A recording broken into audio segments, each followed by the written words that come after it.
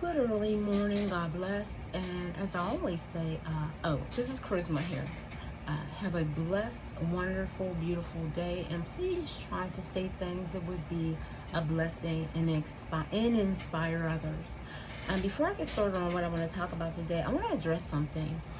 Before you accuse someone of not telling the truth about something that's in the Bible or that's not in the Bible, please do your research, because I have had others, as well as myself, being blamed or claimed that certain things aren't in the Bible, even by people who claim they know the Bible. You have to do other research.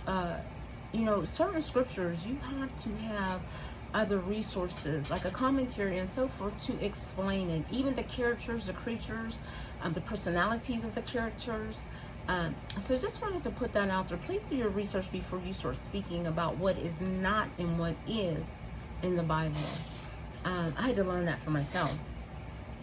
What I want to talk about today is the blame game. And I want to speak about, or talk about a scripture. It's in Ezekiel 18. It states, "The soul who sins shall die. The son shall not suffer the iniquity of the father, nor the father suffer the iniquity of the son." Now, this nullifies the excuse that a person's current moral failures are entirely the fault of their upbringing. And why I say that is because, and I'll use myself, I have to be careful with this, myself as an example. Sometimes we tend to blame our present future on our upbringing, our parents. And I'm not saying that some things that they have done or may have not done, including myself, has not affected your what you achieve now today. But that is not always your parents' fault. And I say that because there are resources. When you notice that you are lacking something in your,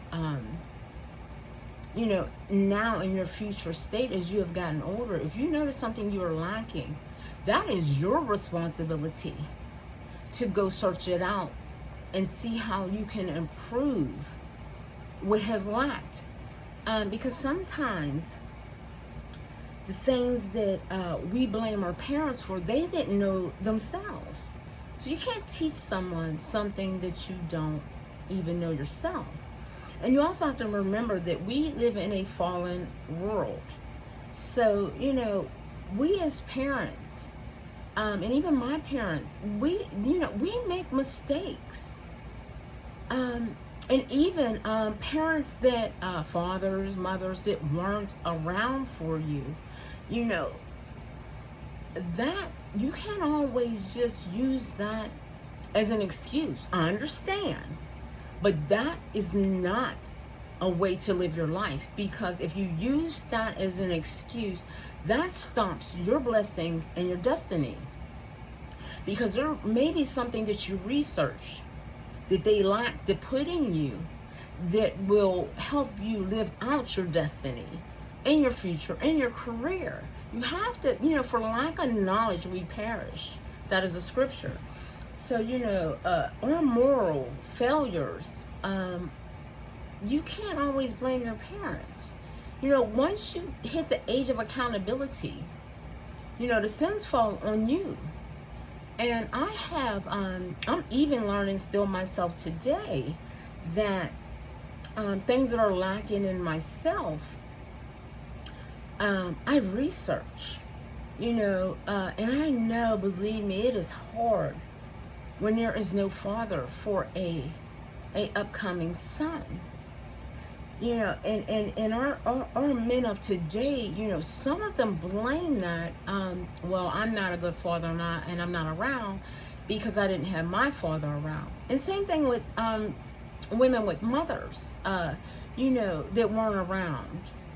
If you know you lack something, then you research it and you pray, you find scriptures, you do any and everything you possibly can to improve yourself. You know, you can go to God and He'll give you guidance on what to look for, what to research. And I'm in that stage now.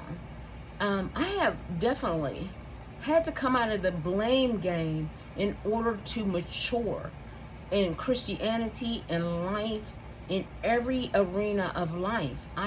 Things that I've lacked, credit, getting your credit together, things of that nature. Once again, we live in a fallen world, and there are parenting classes, and if it is that mentally detrimental, then you should seek out a spiritual advisor or a counselor or a mental health professional.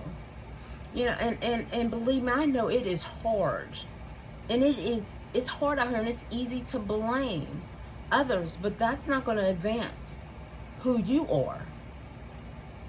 I had read something by John Wooden, and it says you are not a failure until you start blaming others for your mistakes.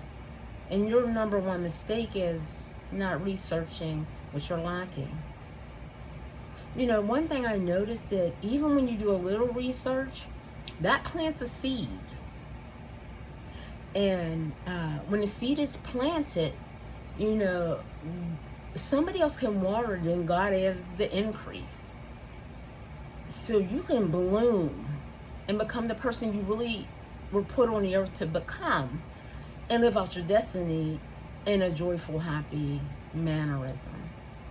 This is Charisma once again today. Have a blessed, beautiful, wonderful day. Become an inspiration to someone else. Once again, this is Charisma sounding off.